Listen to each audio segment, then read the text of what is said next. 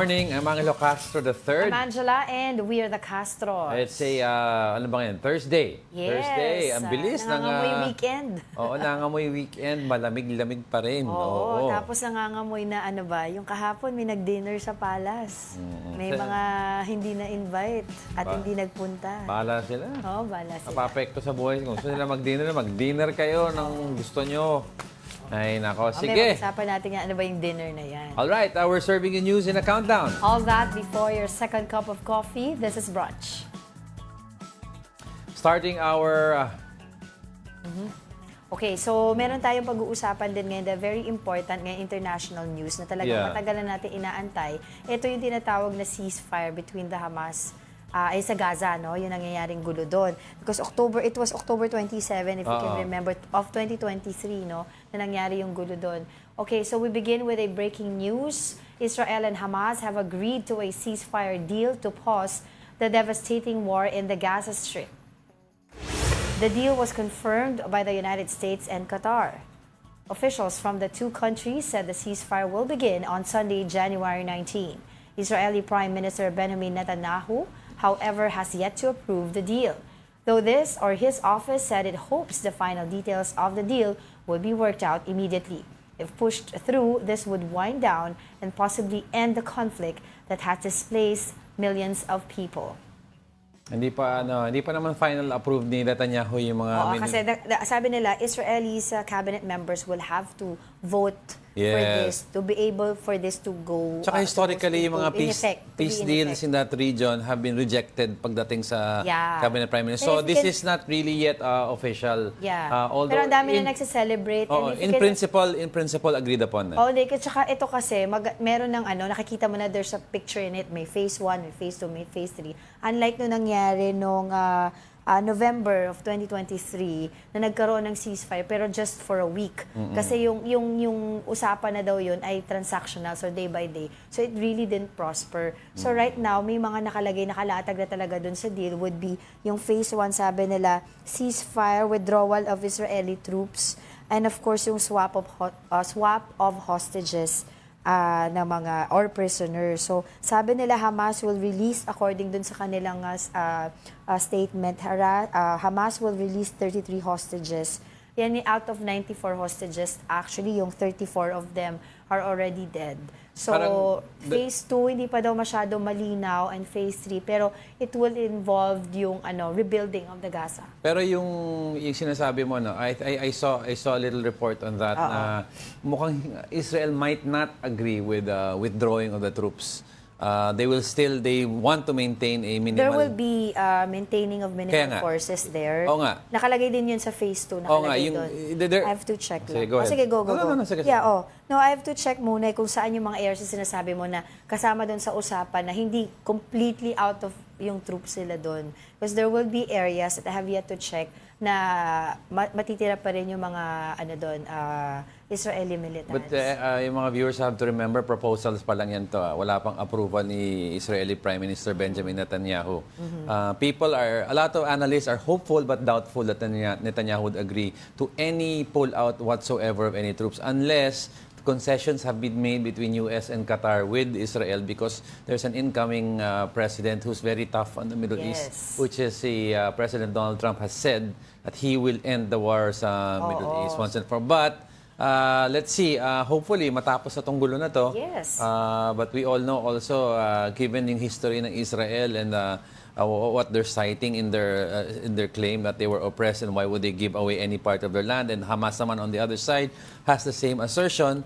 So let's see what happens. No, they're very positive about this ceasefire na to dahil talaga ang dami ng mga affected dito. Of course, women and children, mga elderly, and the ones that are really not involved in the war, yung mga napapalagitnaan dyan. So sabi nila 411 days ang ginugol ng mga mediators to do this, so to be able to be in this stage already. So inaabangan talaga nila yung final approval or yung pag-vote ng Israeli cabinets para nga dito. So if you can remember, diba, October 27, 2023, yung Hamas militants have launched an attack dun sa Israel, killing more than 1,200 people and taking 250 hostages. Yan yung during music festival, diba, doon?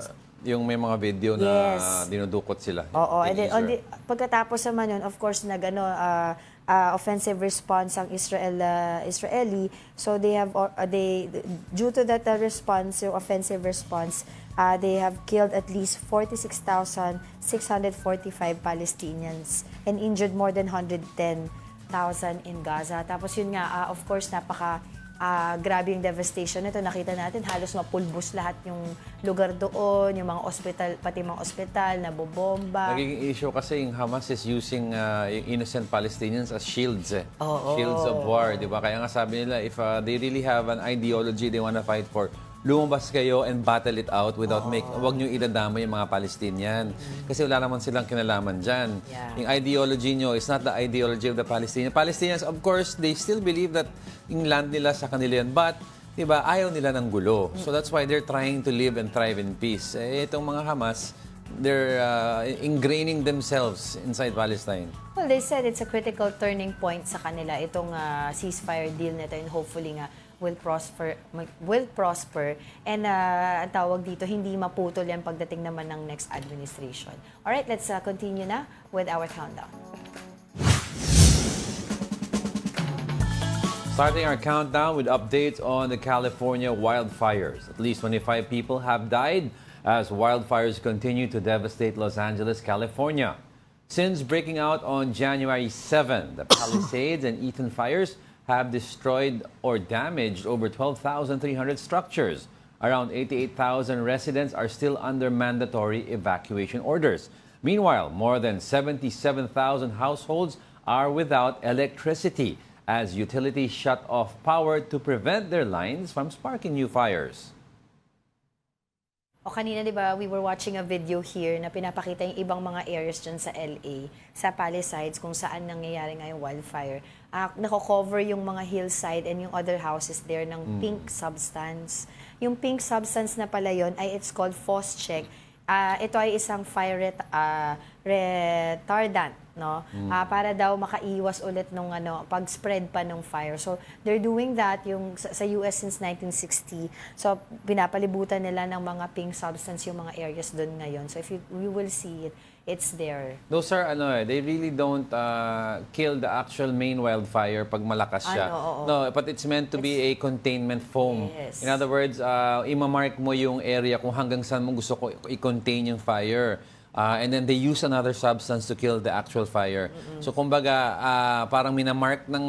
Ito daw to slow down minamark niya. Retardant spread. kasi ito Minamark ng yung county fire stations, yung area kung saan hanggang saan gusto nila mag-stop yung fire, and then they will contain it with water also. Kasi hindi naman lahat nagkakaroon kaagad ng access ng water doon sa area. Wala, mahina so maganda ang yung pressure down ng water, malagyan ng yung pink substance na yun daw to slow nga daw the spread of the fire. So we have also Filipinos affected by this fire. Sabi nila mga 200 wala yung mga naman. counted na Filipinos Actually, affected regardless by of this. race, Of course. regardless of Pero race, kasi, talagang walang pinili tong fire. Lahat, everybody, rich, poor, di ba? Totoo yan. Kaya nga, pero kasi yung iba daw kasi ata doon ay undocumented. Kaya sinasabi na, huwag kayong mag-alala. If you need anything, tutulungan naman kayo. No questions asked. No, you don't have to tell them na undocumented kayo or ganito, ganyan.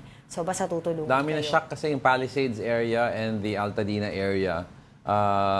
Rich area yan They're mostly nakatira dyan, mga upper class, middle to upper class of Southern California. Kaya nga sabi nga nila, when you hear their interviews and celebrities, parang at this point in time, walang rich, walang poor, walang celebrity, patas-patas sila. Nakikita nila ang equality. Yung iba doon have lived in that neighborhood mga 30 years. Kasi umiiyak talaga sila kasi lahat ng mga investments nila nandoon. All the memories with the family. Pati mga restaurants na meron saan sila, shops. You will see also some reports that people will go there, yung mga may-ari ng bahay. Tapos talagang tinitignan nila kung baka merong natira doon na hindi nasunog. Meron na feature doon yung Bunny Museum na pagmamay-ari ng dalawang couple, ng mag-asawa, lahat ng collection nila about rabbits and bunnies nandun. Nasunog lahat. Collection nila mula daw when they started dating, when they got married. Wala na. Tapos napansin nila malaki yung collection. Nagtayo sila ng museum na sumikat sa Southern California area.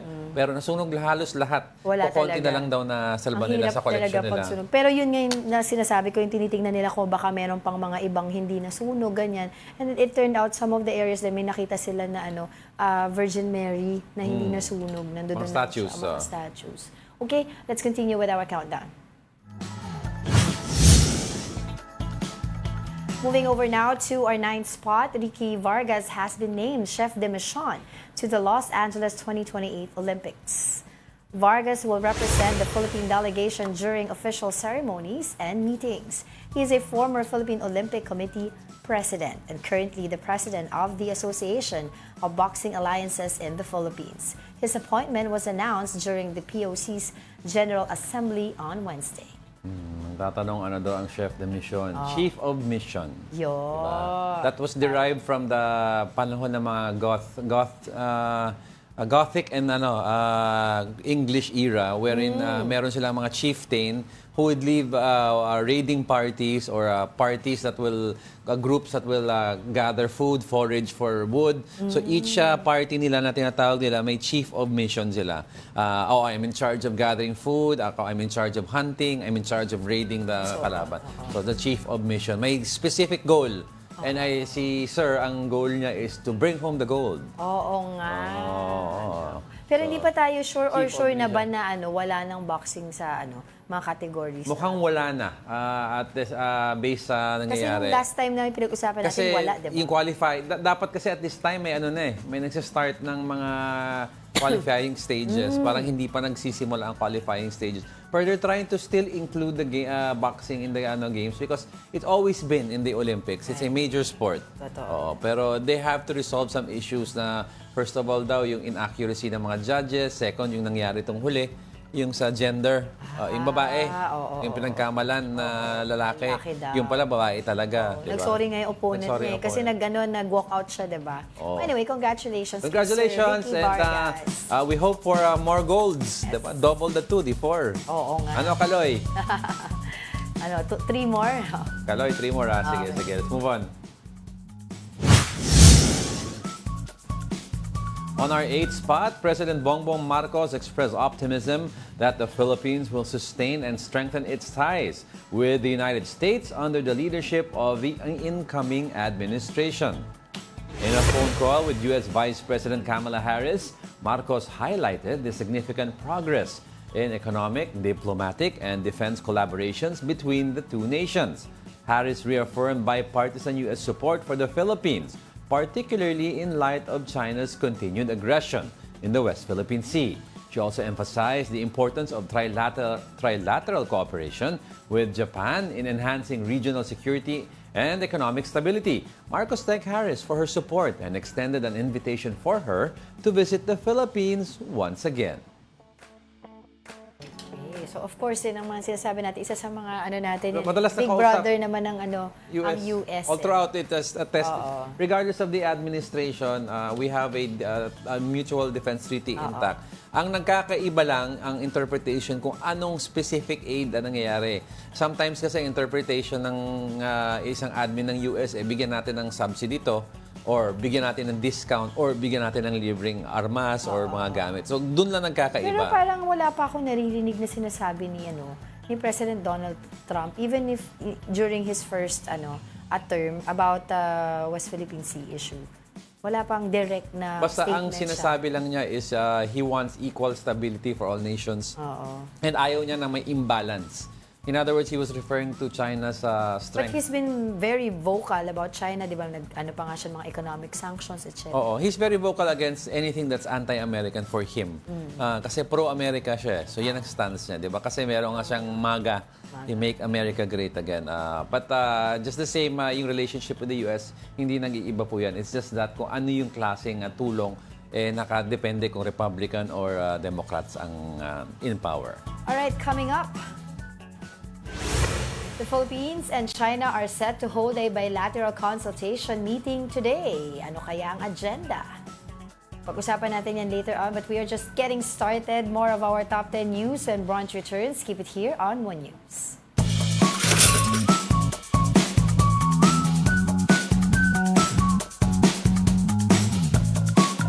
Good morning. morning. You're still watching Brunch here on One News. Of course, today is Thursday. Nangangamoy weekend na. Pero before anything else... Wait, tatanong ni di ba? Ralph Domingo. Ano daw kinakain natin? Croissant with cookies and and cream on top from Riley and Millie. Correct, Miley. Miley ba? Kasi Millie ang spelling eh. Masarap siya, mamaya kakainin ko kasi medyo bawal pa ako sa sweets. Pero batiin ko muna itong mga nasa Facebook natin. As promised, si VJ, si Ate Ringo nanonood yan sa atin. Si Alex Fuentes, we have Ralph Domingo, happy Thursday daw. Si Sampo Comengo, siya rin daw ngayon, medyo paos na siya. Si Migs Ebron, sabi niya, quote for today is a season of memories. Ano ba naray? Oo nga, kasi yung speaking of yung paos, ang daming, yung kausap natin, yung friend natin ng doktor eh. Yeah. This January daw, ang daming mga respiratory illnesses Even nagsilabasan. nagsispike daw even in Baguio. Even so, in Baguio, eh. most of them are very similar to pneumonia-like. Most of them are flu-like. Basta puro respiratory daw. Kung hindi cough, cold, fever. Uy, clear naman ako. Ay, Sa x-ray ko. I'm just telling you lang. No, alam ko na wala sakit. Cleared ka na, nagpa-x-ray tayo. Tapos COVID wala din. Isipin niyo mga simpleng check-up lang kayo para may peace of mind kayo. Pa-check lang kayo, di ba? Kung simple cough, tignan niyo na lang. Si Ronald Maxtay, good morning Miss Pagsanan Academy at Mr. Diego. Si Summer Cabrera, nanonood daw siya. All the way from, pamalapit lang siya, Mandaluyong. Mr. Pagsanan Academy. Oo. Si Elmo Cardenas na manonood siya from Montalban, Rizal. Si Tita Daisy, of course, nanonood siya. Kasama si Tito Naldi and Kuya Jopet from Antipolo City. Sabi nila, we pray for the end of the wildfire in California, please Lord. Totoo naman. Amen to that. O yung mga yung... Mina Benales, before I forget. Mina Benales, Tita Esther, yan. Yung mga tropang batang 90s sa TikTok, manonood sa akin ng live. Nanonood daw sila today. Nag-message sila sa akin. Hello. Pero karamihan sa kanila kasi mga born 1966 to 68. Mga lola na nanonood sa TikTok. Cute. So, manonood daw sila. Hello pero po. wala daw sila social media pang nood ng Facebook. So, sa TV daw sila manonood kasi may cable sila. Okay. Hello po sa inyo. Tsaka Reyes family nanonood. Alright. Let's move on.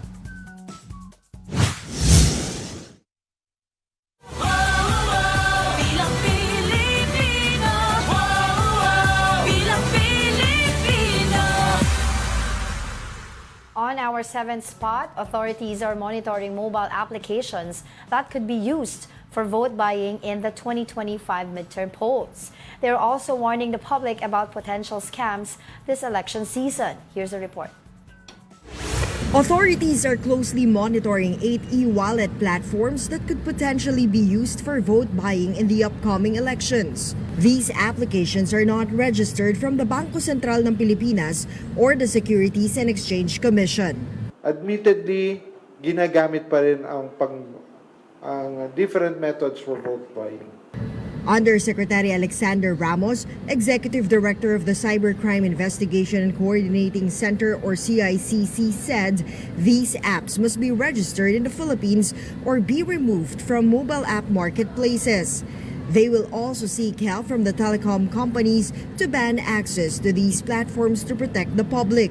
Na-detect namin ang daming bagong platforms ng anak kasi nakita nila kung na-control na, nasusupress na sa registered platforms, gawa tayong bagong platform. Yun na ho ang ngayon ang ating in-address. Meanwhile, the Commission on Elections or COMELEC said it is coordinating with various financial technology platforms, the BSP and the Anti-Money Laundering Council to bolster efforts against vote buying. The CICC has also urged the public to remain vigilant against scams this election season, including deep fakes. Mamaya bigay ng kanilang personal information, yung pala i-hijack yung account nila. Or yung account nila after ma-hijack, gagamitin sa money mule account. In the past year, the Who's Call app recorded 6.15 million text scams and over 610,000 scam calls. For News 5, I'm Rhea Fernandez. We are One News. Yeah, aside from yung two major e-wallets na alam natin, di ba, which is Maya and GCash, there are other apps na may wallet but are not officially registered because hindi yung main business nila is e-wallet. For example, yung Lazada and ano isa? Alin? Lazada and Shopee, meron silang wallet where you can deposit, di ba, Oh, there? yeah. So, ginagawa daw ng ibang tao, dinadaan as credit sa Lazada e-wallet to pay out possibly for this. Ang Grab nga, meron payment wallet na rin pero not everyone uses it because ang main purpose ng Grab yung mga delivery apps in yung car. Pero may wallet siya where you can send and pay bills also. For mga online wallets ngayon, the big ones, sabi nila, they can always, ang tawag dito, monitor mahigpit sila. Maano Mahigpit sila, sila. may monitoring effort sila kasi like in Comelec, sabi nila, they can always track it down kung halimbawa for a day, may transaction ka ng Yes. bulk, no? Bulk, oo. Let's say, for example, 30 to 50 people agad na tapos parang same mga amount or big transaction, pwede yun mag-flag tapos i-check kung don't anong worry. klaseng transaction. Yung mga may wallet, don't worry. Hindi man sila nag-flag porket nag-transfer ka ng malaki. Pag out of the usual daw yung transfer, plus titignan nila yung may-ari ng wallet. Kasi ang ginasabi nila, may tinitignan yung mga Comelec officials, certain politikos, may mga gumagalaw daw na pera na malalaki. So titignan nila, hindi sinasabi vote buying ginagawa. Baka naman kasi they're transferring funds lang because they're mobilizing yung groundwork nila for election. Well, they can always say that. Pero hindi, pero we're just saying they're taking a look. Pero yung mga loan, alam mo yung mga small loan application, yung mga loan apps na nada-download mo where you can loan, may wallet na yun So, Pwede rin dun i-course through, Pwede no? i-course through din So, That is why ang Comelec, since sila ang sole authority pagdating sa election, isa lang na ngayon, election period. Tawag dito, they have already partnered with NBI as well para dun sa mga Cyber Crime Prevention Act. Oo. So para tutulungan sila ng NBI to chase this down. Of course, hindi lang yan. Of course, meron ka pa mga AI, mga deepfake. Oo. Pero ang binabantayan din kasi nila aside from this, di ba kasi noong unang panahon, ng mga 90s, ang pagbilihan ng boto is hand-to-hand, cash. Ngayon, ang ginagawa pala QR code. 'Di ba? Sorry, assist me. Mag-generate ako QR code, scan mo. Tapos bayad ka na. So kukunin nila. So ang kalakaran it's either Sorry, nasabi ako. ang kalakaran ngayon kasi is kung alam nila known voter ka ng kalaban or kunyari Congress or mayor, they'll pay you not to vote. Pero pa kunyari mga ibang senador, national positions, they pay you to vote, QR code daw 'yon. So bantayan natin. Mukha naman, Comelec is on top of this. Madami silang mitigating factors in place to prevent okay ka lang? Nasamid ako. Nasamid sa tubig? Nakaalala sa akin. Go lang. So they have a lot of mitigating protocols in place naman that will prevent all of these vote buying, potential vote buying, flying voters, di ba? Lahat ng pandaraya. Tapos hindi pa rin mawawala yung mga traditional na mga vote buying. Kaya ang appeal ng NBI also and Comelec is kung meron po kayo nakikitang ganyan, pwede nyo po i-report yan. Oo, di ba? Sabi nga nila, long time ago, sabi nila, sige, kunin mo yung pera. Pero wag mo pakinggan kung sino pinapaboto sa'yo. Kaya di ba, ang last election, let's move on. Pero before that, ang last two elections, prior to yung PRRD election, may mga certain officials daw na sa campaign na ang ginawa nila, pinagbakasyon ng known voters for nilagay sa isang resort para hindi makaboto. So madaming paraan. Wag lang kayo pumatol kasi boto nyo ang sagrado po. But let's move on.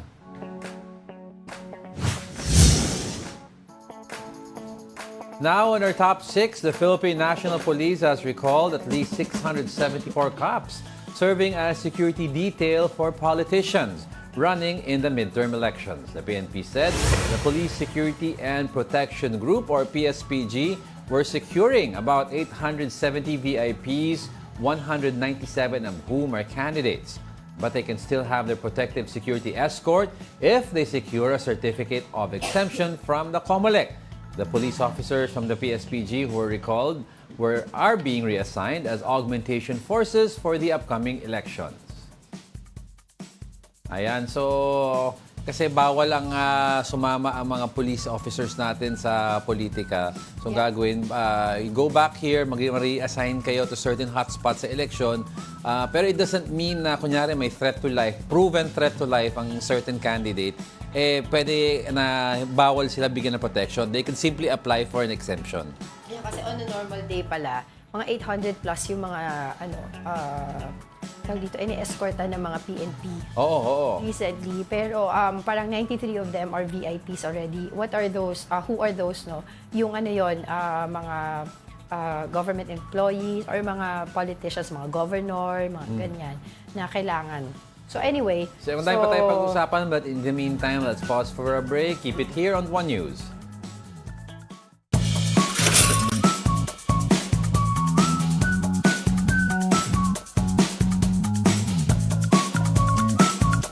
Welcome back, everyone. You're still watching Brunch here on One News. Happy Thursday to everyone. si Mera Abad nanonood dyan, saka sila Direk, si Mads, yan, sila Lane, si Miss Barbie. Thank you so much. All right, let's move on. Settling in our fifth spot is a survey. President Bongbong Marcos's net satisfaction rating experienced a sharp decline in December 2024, according to the latest Social Weather Stations or SWS survey. The survey revealed that 51% of Filipinos expressed satisfaction with his performance. Marcos's rating fell from a good +32 in September 2024 to a moderate +19 in December, reflecting a 13-point drop. Meanwhile, dissatisfaction with his leadership rose from 26% to 32%. Vice President Sara Duterte also saw a 6-point decline in her net satisfaction rating, dropping from 57% in September 2024 to 52% in December. Dissatisfaction with her leadership increased from 30% to 31%. The survey was conducted from December 12 to 18, 2024 through face-to-face interviews with 2,160 adults nationwide. Very steep in decline ni VP Sara. This is di ba? This is for what group to? Decline. Anong group to? What do you mean? Yung nag-conduct ng survey. SWS. SWS. Sa Okta kasi, the same. May very steep ang decline. No? I mean, steep ang decline ni Sara Duterte. And November ang period ng pag-record nitong mga sa survey questions. So, that's why the question is, did her press con scathing remarks against the president or the assassin have an effect or was taken into consideration with this? And you will see daw from if you can see all of the surveys no na nailatag noon pa, nagkaroon talaga ng unang-unang decline nung officially siya nag-part ways sa administration. Yes, so when it was, from then on dire-diretso na siya. Because you have to remember initially yung satisfaction tsaka yung approval ratings ni President Marcos and VP Sara na iisa. Kasi unified ang ticket nila when they came into power. So in other words, you'd have some pro-Marcos say who would like Sara and some pro-Duterte who like PBBM. Actually nga, mas mataas pa si VP Sara nung nag-umpisa sila ng 2022 But nung naghiwalay, yung clear line ng plus 70 plus. Sabi nga nila even yung mga pro-Marcos na kay Senator Amy Marcos na mga followers, nung nag-break daw si VP Sara PBBM, sumama sila kay PBBM because ang brand na loyalist nila is from the father pa. Yung mga older generations, they are hardcore pro Marcos whether it's IME or PBBM daw. Okay. So, yung pagdating naman kay VP Sara, if you will check all the areas, yung Luzon, Visayas, Mindanao, you will see ang drop talaga sa Luzon, Balance Luzon, tapos Mindanao, Visayas. Pero yung bailiwick nila, which is the Davao, yes, mataas pa rin sila doon. They still get that satisfaction rating, yung positive satisfaction rating. Kasi talaga, solid yung mga mga taga Davao sa Duterte. While it is important yung Davao vote or the Southern vote, you cannot win a national election daw if you don't have Luzon and Visayas. Usually daw sumusunod ang Visayas sa Southern, but Davao is an isolated area already because may mga Southern votes from Cebu that are not the same as Davao. Especially nung naghiwalay si PBBM and si VP Sara. Plus si Metro Manila NCR, malaking and Central Luzon, malaking bulto ng boto yan. So you have to remember PBBM hawak na niya yung Northern Bloc, which is the northern votes from Ilocos all the way to Vigan. Marcoses naman. Marcos yan. NCR will be proven very critical because Marcos is northern area, VP Sara is southern area. Whoever claims the central area or the national capital region will have at least will have a high chance of winning the elections. So sinasabi nga nila, what are the factors daw that effective yung drop nitong survey anong mga ratings ng performance ni VP Sara. Of course, press number con one, na mainit ulo niya. mainit ulo. Of course, yung una, yung pag-part ways niya sa PBBM administration. Yung Pero luma na yan, lumang service luma na na yan. yun, nung unang-una. Pero ito, dire-diretso siya, yung mga threats. Yung puputulin niya yung ulo PBBM, tatapon niya yung katawan ni former president. Isa sa pinaka-affected daw yung tao, yung hindi niya pag-explain about the confidential fund. funds. And her arrogance daw sabi nila, not to even attend the hearing to explain na, wala kaming alam dyan. Kahit ganun lang naman daw na makisama ka na pumunta ka at sabihin mo, you have nothing to do with it. Or offer up some sort of an explanation pero wala. So, yan ang kinagalit daw ng mga tao. So, abangan natin iba pang mga survey kasi survey season na naman yan. Oo, Diba? kasi palapit na ang election and campaign period. You will see a influx of surveys Pero coming itong in. mga yung how the government officials work, talagang yan every quarter lumalabas yan, pinapakita. Depende yan sa performance nila. Alright, let's continue with our countdown. Now on our fourth spot, authorities raided an alleged scam hub in Silang, Cavite. PAOK officials apprehended more than 20 foreign nationals in the private resort on Wednesday. They are said to have been carrying out cryptocurrency scams in a guerrilla-type pogo operation. Scammers are now renting out small resorts or private condos while using personal laptops and pocket Wi-Fi. Pag nagkaroon ng hulihan, madali nilang matitiklop yung laptops nila and then yung Wi-Fi connection, hawak pa rin nila. Yung transaction, tsaka yung kausap nila, yung ini-engage nila, hindi mapuputol. Yan, ito sinasabi ng mga breakout groups na may leader pa rin. Yung mga karamihan dito, mga Pinoy na kinuha yung mga equipment na nung nagsara ng mga legal pogo, ha? So, ngayon sinasabi kasi nung resort dyan sa Cavite, wala daw silang alam doon sa nangyayaring parang pogo operation doon sa kanilang resort. Alam nila, nagluluto lang sila, tuloy lang operation nila. Pero ngayon kasi kasama pa rin sila sa investigation. Kasi ang ginagawa ng mga iba, isipin mo, may laptop ka at may pocket wifi, check-in ka. Maglo-long term check. Tayo minsan, di ba, when we go to certain resorts or hotels, we bring our laptops. Kasi na-trace ng PAOK yung mga IP address na kung saan nanggagaling yung mga scam na ito. So nakita nila na these are not merely tourists with their laptops and pocket Medyo madami-dami Wi-Fi. din yun, Oo, kasi ang napansin nila, meron daw massive, isa specific resort, may massive check-in ng isang grupo na all of them have their laptops and their pocket Hindi Wi-Fi. sila natatakot, Oo, pera is pera for them Ano na sila Dami-dami din sila. Pero yun daw ang modus sila ngayon, magla-laptop sila, tapos hindi na sila kukuha ng mga Wi-Fi connection. Yes. Magdadala na lang sila ng mga pocket Wi-Fi sila para hindi daw ganun kadali ang pag-trace. And it's easy to be mobile Oo. Diba? Everyone's in a Hindi while. ganun kadali ang Lipat-lipat lang trace. sila. Problema kasi, these sa pocket Wi-Fi have SIM cards. So, usually pag may SIM card yan, registered yan. Yes. So makakita nila yan. So, ayan. So, pero yun nga, as I said kanina, ano kayang pwedeng gawin naman ng mga, let's say, for example, ito yung mga resorts, mga hotels, mga condos, yung mga admin doon na sasabihin nilang wala silang kinalaman dito sa mga illegal pogo operations, di ba? Dapat meron silang somehow a protection against this Kasi tinan mo yung sa Cavite, kasama pa rin sila sa investigation. Until they're proven na talagang wala, tsaka Sa subdivision, lang sila. madali-dali kasi pwede lang higpitan ng mga mag-rent. Pero pag resort kasi, mahirap naman higpitan mo Customer resort base kasi customer yan, base ka kasi, 'di ba? Tourist. Pwede mo i-claim tourist ako Oo, 'di ba? Baka pwedeng sila yung mga quick claim doon, yung mga I don't know. No. Pero yan, isa lang po yan sa mga scam hub na talagang tinutugis ngayon ng PAOK kasi marami pa daw talaga ngayon, tulad na pag-uusapan natin over the week, no? Na talagang ang dami ngayon iba-iba na mga maliliit na pogo hubs na nag-ooperate pa rin dito sa ating bansa. Kahit na nag-raid na ng mga malalaki, 'di ba? Alright, let's move on. Let's move on. May connection pa rin to sa mga pogo hub On our top 3, nagbabalik, Alice Go. The Justice Department has recommended the filing of money laundering charges against the dismissed mayor. Go may face a total of 62 counts of money laundering charges in connection with the illegal pogo hub in Bamban, Tarlac. 30 others, including Go's family members and alleged pogo big bosses, are also set to face at least 31 counts of money laundering. DOJ Assistant Secretary and spokesperson Nico Clavanos said The case would be filed in Manila or in a Manila court as soon as possible. Recall that Go and her co-accused are already facing charges of qualified human trafficking, still in connection to the Pogo Hop. Yan, isa sa mga favorite stories natin. Pero Medyo nawala siya kasi nung nangyari yung kila VP Sara eh. pero yung Ngayon, kanila Cassandra daw, medyo mahina pa yung cases.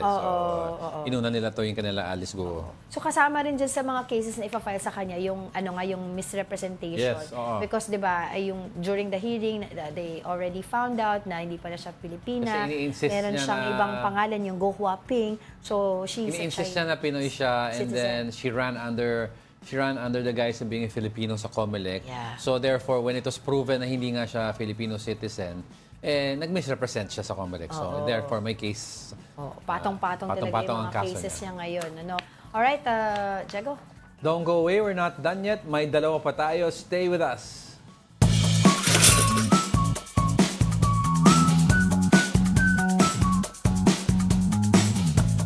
Welcome back. You're still watching Brunch here on One News. Happy Thursday to everyone. Thank you for staying with us, diba? Oo. thank Sa you. daming pinag-uusapan natin, all the way from Pogo Hubs, Sinamid na nga po eh. LA wildfires, diba? Tapos mag-breaking news pa tayo kanina. Ano yung breaking news natin ulit? Yung ceasefire deal. Ceasefire, na sa still to be Gaza. approved by PM Benjamin Netanyahu. But all of that, we'll have an update in the coming days. But in the meantime, let's move on.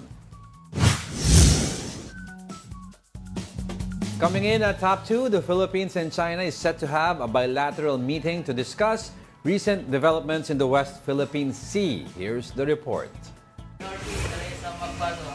Despite several radio warnings from the Philippine Coast Guard, China's so-called monster ship has yet to leave the West Philippine Sea.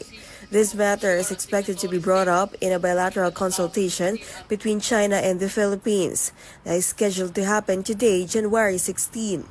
They will, of course, be discussing the situation in the region, the South China Sea, in the West Philippine Sea, including the recent developments. And, of course, other issues which have been under discussion for some time, which are aimed at seeing how we can cooperate in certain areas, such as in the environment, and even possible cooperation between the Coast Guards of the Philippines and China. We will certainly raise the concerns we have. Beijing has maintained that their presence in the area is, quote, fully justified in accordance with the law. It even called on the Philippines to stop the supposed provocations and false accusations. Other countries like Japan have expressed concerns over China's activities. Japan strongly opposes any attempt to unilaterally change the status quo by force or build up tension in the region. The Japanese government vowed to continue providing security and development assistance to the Philippines. For News 5, Camille Samonte, we are One News. So, alternate yung hosting ng BCM pala. 'Di ba last time, tayo yung nag-host, which is yun yung after nung incident nung nung June 17, yung may naputulan tayong Coast Guard. Yeah, yung daliri. Oo. Naputulan yung daliri. Naputulan yung daliri. Let's clear it. So, that was of last year, July, it happened, yung BCM. So, right now, ito naman yung BCM meeting na ngayon naman, na China naman ang mag-host. Ito naman talaga, di ba, lagi natin pinag-uusapan dito, yung gusto na narrative ng China is always bilateral. Gusto nila kung sino lang involved, yung lang yung kakausapin nila. Pagka may mga sumasama na sa tabi natin, like Japan, Australia, US, ayaw nila yun. Diba? So we will see kasi they will want to, we would want to know kung kasama yung monster ship doon sa pag-uusapan nila dyan sa bilateral meeting. Alright? Lamid ka ba? Hindi naman. Let's continue with our countdown. On our top story, the number of Filipino families experiencing involuntary hunger has risen to its highest level since the pandemic. A recent Social Weather Stations or SWS survey revealed that the hunger rate in December 2024 reached 25.9%. This is higher than the 22.9% recorded in September. The latest figure also marks the highest level since the COVID-19 lockdowns in September 2020. Of the 25.9% experiencing hunger, 18.7% reported moderate hunger, while 7.2% faced severe hunger. The survey, conducted from December 12 to 18, 2024, involved face-to-face interviews with 2,160 individuals nationwide. Now, to give us more insights about this matter, we have ASEC JC Marquez of DSWD. ASEC, good morning. Thank you for joining us on Brunch. Hi, Asek. Good morning, Diego and Angela, and all your viewers. Good morning. Yeah, now, ASEC, I'm sure you've seen our report and you've seen these numbers already. But what can you say about these numbers? What causes or why do you think ganito nga ang naging resulta ng survey? Yes, Diego, we've seen the survey and the figures. And the survey is primarily it's perception and experiential base dun sa mga respondents na kinonsulta. And they may have considered several factors that happened last year. Like we have experienced several typhoons, a number of them, and also yung inflation and the increase of the prices of goods. And this may have been the factors that's why they have perceived they have experienced hunger in some point in time. So, but we assure them, the public, that the department has put in place interventions and programs to address the problem of hunger, primarily involuntary hunger and nutrition. Yes. And through our Walang Gutom food stamp program, and the latest innovation, the Walang Gutom Kitchen. So for the Walang Gutom food stamp program, we have scaled up from the initial pilot of 2,300 beneficiaries or households. We have scaled up and met our target last December to increase it to 300,000 beneficiaries or households. And we are on track this year also to have it increase and to onboard the 300,000 more households para mas marami pa at tayong ma-reach ng mga kababayan natin for the program. So, go ahead, Asek. Go ahead. Yes, also, and for the Walang Gutom Kitchen, this is a new innovation of the department which we have launched last December. So, the very first food bank of the DSWD, which is located in Pasay City, we launched it in December 16.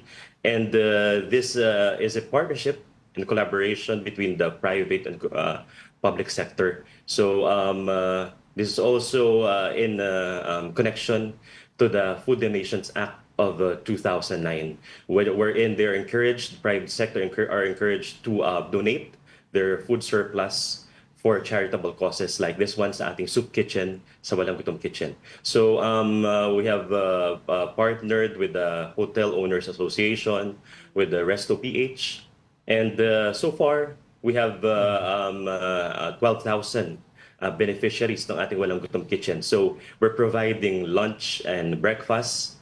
Ang target natin dito ay 600 meals per day ang ma-produce sa ating Walang Gutom Kitchen. And we're planning to also expand the Walang Gutom Kitchen to other areas of the country that there's a high incidence of food poverty and hunger. So as we have identified like areas like in the Mindanao, like the Bangsamoro Autonomous Region in Muslim Mindanao or the BARM, and also areas in Luzon like the Bicol region, and areas in Visayas like Leyte and Samar.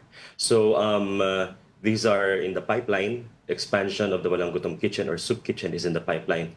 And this will also address the involuntary hunger and malnutrition in areas na may high incidence ito. Well, it's nice to hear all of these projects in place, ASEC. No? But the question also remains is what can we do to make it a more sustainable thing for these families? For example, how can we teach them to be self-sufficient? Kasi the government can only do so much as to giving them actual direct food. Maganda rin siguro natuturuan sila how to be sufficient in the long term. What do you think about this, ASEC? Yes, part of our interventions in our programs is the development side, not just only about social welfare, as mentioned time and again by Secretary Rex Gatchalian. So, Department of Social Welfare and Development. So, these are the two primary mandates of the department.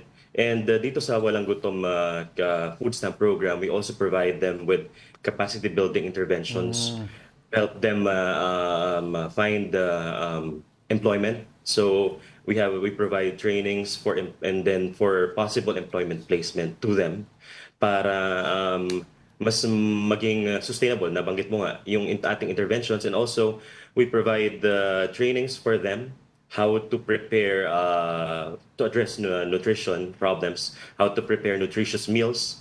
So we provide them with trainings on this, and also meron tayong other interventions for livelihood and capacity building, as I mentioned. So these are in place now, and we're also checking on the results of the pilot, the initial pilot, kung ano pa ba yung areas for improvement, as well as kung the value of the 3,000 food credits per month is kaya pa bang sabayan yung inflation. So we're checking on that para mas to make the program more efficient at para mas ma-attain natin yung objectives ng ating programa. It's good that you mentioned nga na yung aside from helping them preparing ng mga nutritious food, of course, they also need yung access to the food itself, no? Pero I would like to know, ASEC, how do we identify dyan po sa DSWD, how do we identify and prioritize the areas na nangangailangan po talaga dahil sila po ay nakakaranas ng involuntary hunger? Yes, there's a process of identifying our beneficiaries for the Walang Gutom Food Stamp Program. First, they are in the listahanan or yung talaan ng mga mahihirap sa Pilipinas. So we have identified them first in the listahanan, and also we considered several indicators like the Family Expenditure and Income Survey, FIES. And also yung mga areas sa Pilipinas na mataas yung food poverty or hunger incidence. So ito yung mga primary considerations natin sa pag-identify ng beneficiaries for the food stamp program para mas maging comprehensive yung ating approach and mas matarget natin yung mga nangangailangan ng ating assistance on this particular program. Okay, I want to go back dun po dun sa mga numbers kanina during the report, kasi nakita nga po dito among the areas, Mindanao yung highest, with involuntary hunger. Ano po ba yung iba pang nakikita natin factors, bakit sa Mindanao mataas yung bilang ng mga nagugutom doon? Kasi yung numbers doon, nakikita nila, parang konti lang yung difference from the situation natin noong 2020, which is yung COVID-19, na alam naman natin, the main reason would be Filipinos were out of work at that time. Pero ngayon, it's totally different now. It's 2024 already. Yes, as I mentioned, maybe there have been several factors that were considered by the respondents pagdating doon sa naging result ng survey. But I believe when I read the results, bumaba ng kaunti, although mataas pa rin. Yes. But we're, as I mentioned, isa nga rin siya sa na-identify for expansion, possible expansion ng Walang Gutom Kitchen ang BARM. And maybe because doon pa rin sa ongoing conflict sa Mindanao. But we're also addressing that through other programs para naman doon sa ating mga returnees. We're providing them assistance through our other programs. So talagang very targeted naman yung ating mga programs para mas solve yung mga problems na ito, lalo na sa Mindanao. Doon po sa mga database po natin ng mga Pilipino na involved nga po dito sa mga yung mga nagugutom po sa mga areas that we've already discussed, paano po ba yung yung listahan natin? Per family or individual po? Yes, ito per family or per household. Per household siya. Sambahayan yung ating tinitingnan dun sa pag-consider nung pag-identify ng ating beneficiaries at yung paggastos ng pamilya para sa pagkain. As I mentioned, yung Family Income and Expenditure Survey per region. Okay. Alright, siguro po we will be continuing to get in touch with you for more updates. Para po dito sa programs ng DSWD. But for the meantime, thank you so much for your time. That was ASEC JC Marquez at DSWD. Thank you, Angela and Diego, and Thank to all our you. viewers. Thank you very much. Talaga it's an ongoing battle. We will with- need continue, kasi yung mga updates from them. Oo, it's an ongoing battle with hunger talaga that most Filipinos are facing. Luzon, Visayas, and Mindanao. Oo. And ito kasi, this is a perception. In other words, ito ang nararamdaman ng tiyan ng mga karamihan natin kababayan. Na gutom ako. Kasi pwedeng, as a whole, the family, they're not experiencing hunger, but specific members of the family can experience. Like the mother has to give way for the children para busog yung children when they go to school. Pero gutom yung magulang. Yung isa ibang areas daw kasi parang maswerte na nga yung once a day makakain sila eh. Diba? Yeah, oo. So yun yung importante. Tsaka it's good na na-mention ni Asek yung tinuturuan daw nila mag-prepare ng nutritious food. Pero ang importante doon, dapat may access sila to food. Correct. Ayun. Alright. And that ends our Thursday episode of Brunch. And that wraps up today's episode of Brunch. Join us again tomorrow. I'm Angela Lagunsad Castro. And I'm Angelo Castro III. We are One News. All sides, all the time.